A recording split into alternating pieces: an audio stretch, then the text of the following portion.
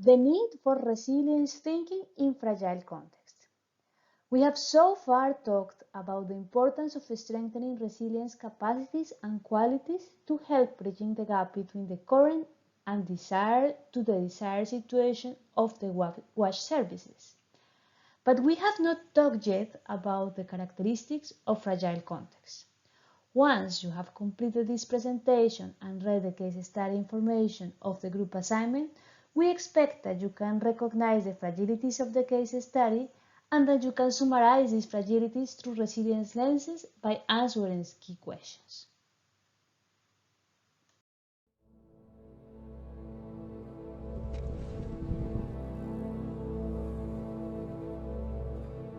Have you ever faced an impossible choice? Like having to choose between medicine or food for your family. Deciding which road to school is least likely to be bombed. Or which one of your children to give the only life vest to. Millions of people are faced with impossible choices like these every day. We're in the midst of one of the greatest humanitarian crises of our lifetime. We are witnessing human suffering unlike any we've seen before. Every day, we receive more news, more facts.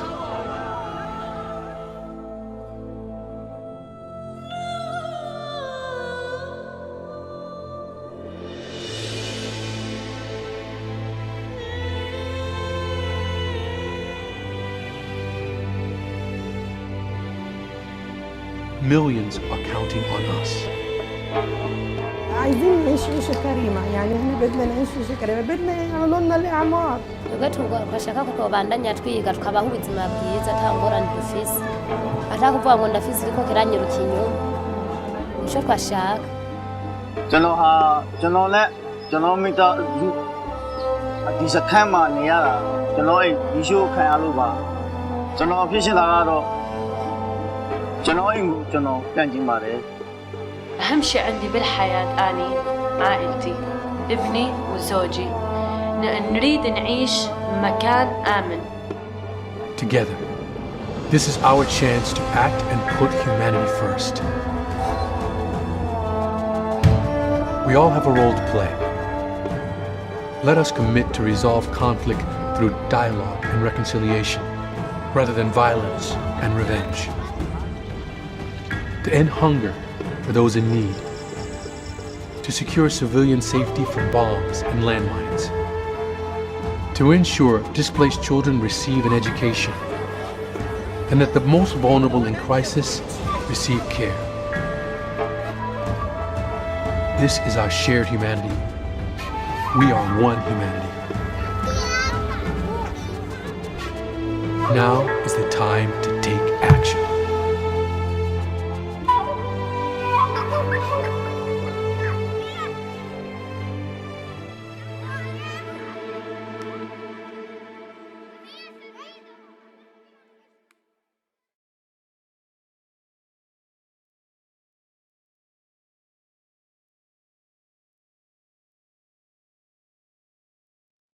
About 23% of the world's population lives in the so-called fragile states. South Sudan, Ethiopia, Uganda, Tanzania, and Bangladesh are only some examples of the nearly 60 countries which are considered severe fragile states. Of course, the list may increase with the effects of the changing climate and when we as a humanity fail to prevent and end conflict. Since 2001, half of the humanitarian crisis extends over decades, with a large number of refugees hosted by states that are already fragile. Therefore, not only humanitarian and development actors, but also political leaders and donors are required more and more not to limit to delivering aid, but also to helping on ending the need. Let's think for a moment what are the dimensions that make a state fragile.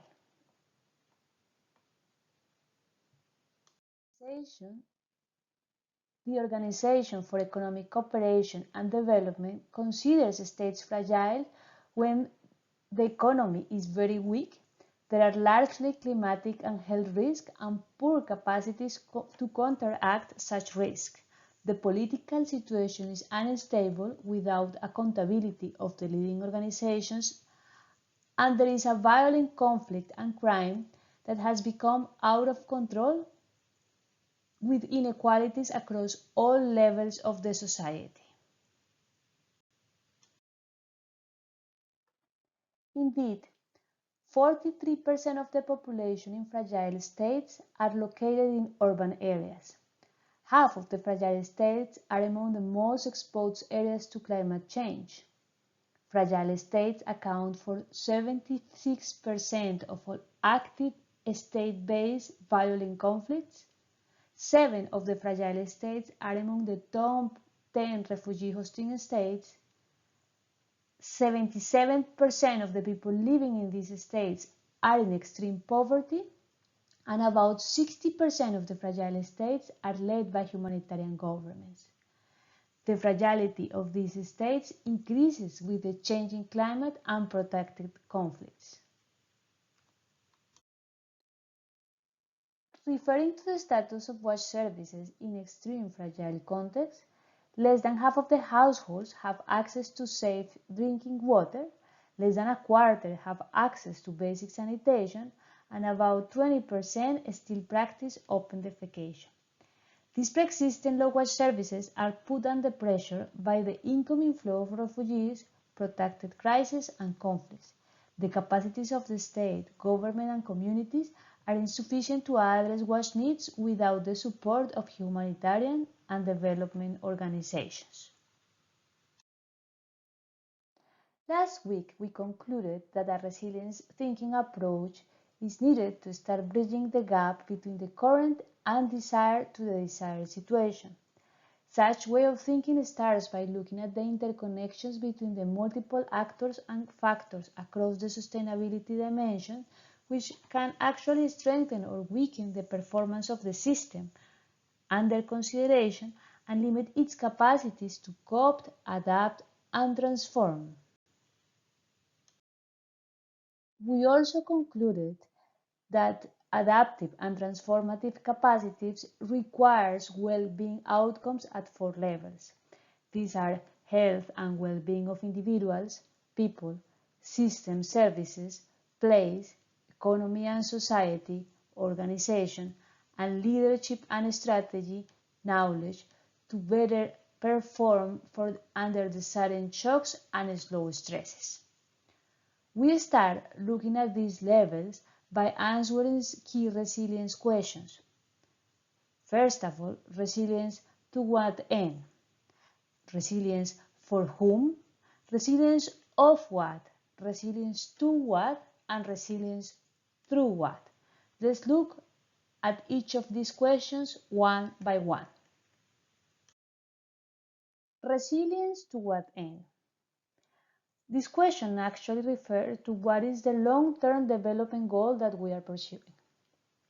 UNICEF guidance for humanitarian and development actors recognize that the current undesired situation in the WASH services can be due to the internal and external shocks and stresses. Therefore, the guidance defines 3 objectives. The first one, related to address both climate and conflict-related risks. The second one, to build community resilience. And the third one, to work towards a low-carbon WASH sector. Resilience for whom? This question actually refers to which groups or subgroups of people are most vulnerable to sudden shocks and slow stresses in the area under consideration. Typically, these are communities that may be sharing or not the same culture, are exposed to diseases and hazards events such as natural and man-made disasters, political and economical issues.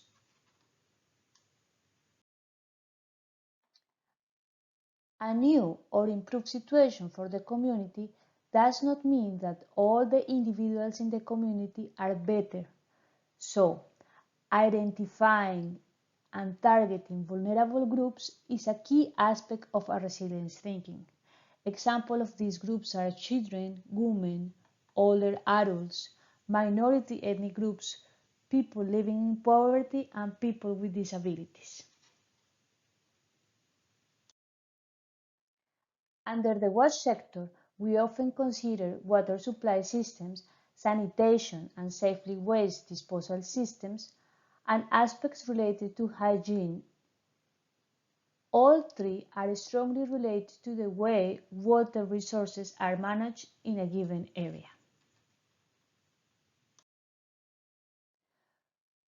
Given the multiple services, when working in the wash sector, are we referring to the resilience of one system or many? The reality is that wash services are provided by actors that are often working in separate sectors and development paths. Interagency and intersectoral coordination is needed at all levels, from national to local, for achieving an integrated service from the source to the household and back to the environment. In practice, the progressive realization and alignment when possible by considering the capacities to improve availability, accessibility, and quality requirements are necessary to improve and expand wash services or vertical realization and decreasing inequalities in access to wash services or horizontal realization.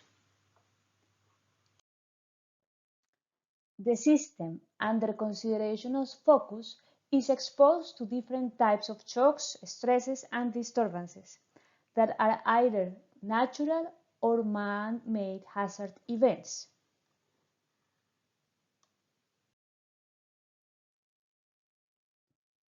Although the focus is often on one hazard, strategic interventions in this course, we aim at strengthening the resilience of a water supply system in a fragile context by formulating a short-term project proposal or concept note with long-term lenses. Therefore, it is important to be aware of the national and subnational strategic goals and also the priorities for a 5-year program cycle. Moreover, we should check at the organizational project upgrades implemented so far to formulate a project or concept note proposal that strengthens as much as possible the capacities of local organizations and community-based initiatives. Before going into the details of which well-being outcomes and to help you answer thoroughly the key resilience questions that we have discussed so far, it is important to reflect on how the implemented strategies have improved or not the resilience qualities. What are the aspects so far achieved and what are the missing ones?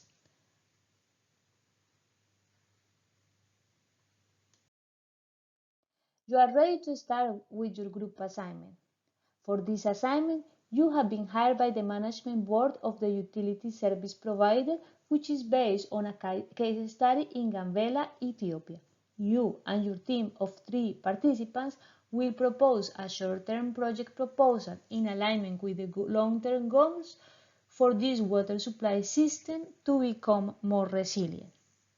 The first part of task 1 to start writing this project proposal is to make a case study summary through resilience lenses. To that end, you will answer questions like resilience to whom, resilience of what, resilience to what, and resilience through what, to finally reflect on the resilience qualities that are in place so far and the missing aspects. Last but not least, within this part of the group assignment, you will also start looking to which are the stakeholders in the case study. There are many actors that are important to move from the current and desired situation to the desired situation, and it's important to be aware of the multiple international, national, service authority, service providers, and user levels which are involved in the case study.